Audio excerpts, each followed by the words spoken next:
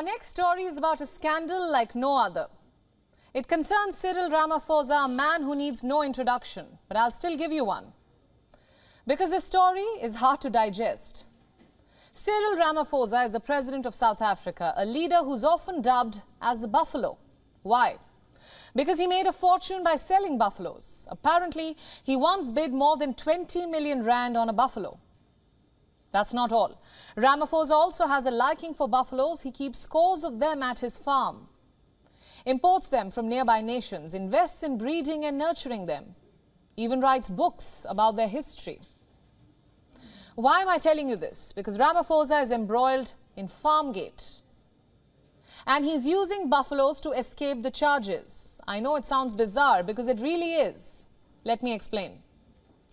The story begins in February 2020. This is when a theft unfolded at Ramaphosa's farm. The Fala Fala farm near Bela Bela town. I'm not making these names up. In any case, there was a theft at the farm.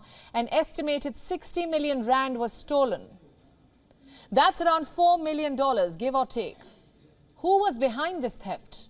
No one knows, not even the president himself. And this is where the story gets interesting. Here's why. You see, instead of reporting the theft, instead of informing the police, Ramaphosa dispatched his officials to track down the missing money. The officials followed their trail, traveled to various parts of the country and finally found the alleged thieves, but did not take them to the police again. Why? This question is now the subject of an ongoing investigation. The probe started in June.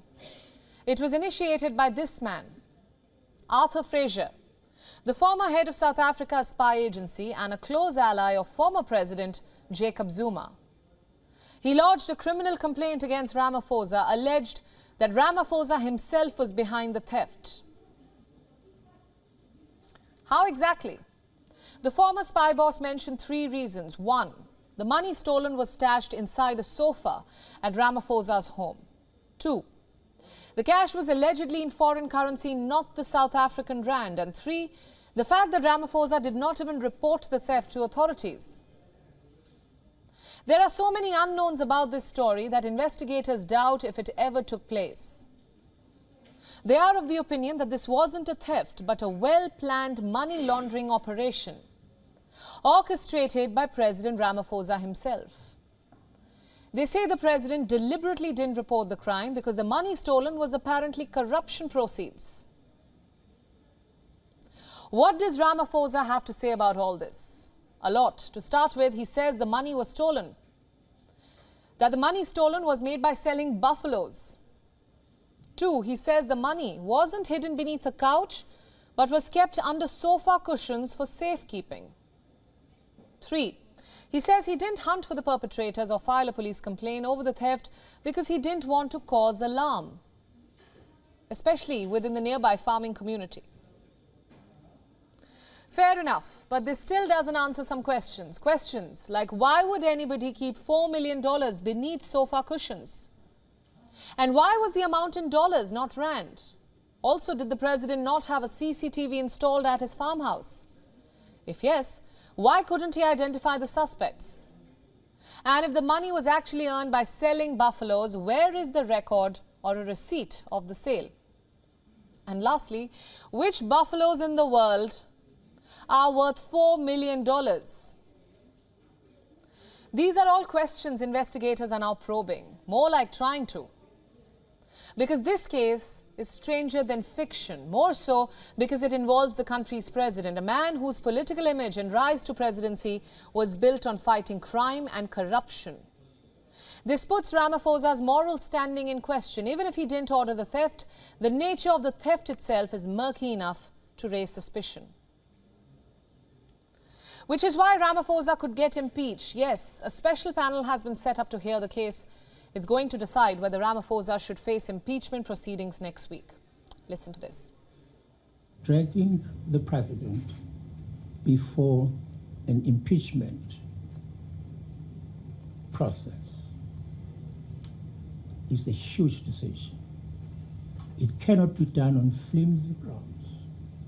There has to be something tangible that you can hold on to before you take that decision. When we announced that today we'll be receiving this report from the panel, independent panel, we then also announced that on the 6th, by the way, even there was consultation with all political parties, and it was agreed to that on the 6th, which is next week, Tuesday, this report will be tabled before the Assembly. So by next week, we shall find out if Ramaphosa will be impeached. The question is, does he think he will be? He was recently asked about this in an interview, and here's what he said. How are you feeling ahead of that debate, and are you concerned that this matter may lead to your premature removal from office? No. Because of the citizens? No, I think I've put my case forward, and of course, let us leave it to the panel to come up with the outcome, and we cannot prejudge it. I can't, you can't, and we leave it in the hands of the panel. Ramaphosa might be playing down the risk of impeachment, but the evidence against him tells a different story. Foreign currency, hidden under a sofa, stolen under mysterious circumstances by people that the victim doesn't want to bring to task. It'll be hard for anyone to wrap their head around this. WION World is now available in your country. Download the app now and get all the news updates on the move.